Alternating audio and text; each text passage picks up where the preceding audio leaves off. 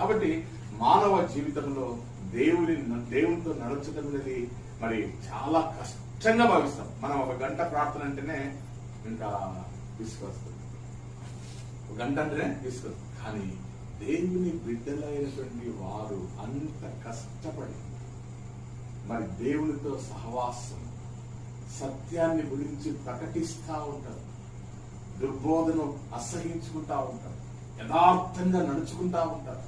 ఈ విధంగా చేయటం అనేది దేవునితో నడవడం అనేది జ్ఞాపకం చేస్తాం. ప్రార్థన చేస్తాం, గుడి పోతాం, వస్తాం, అయిపోయింది. అది కాదు.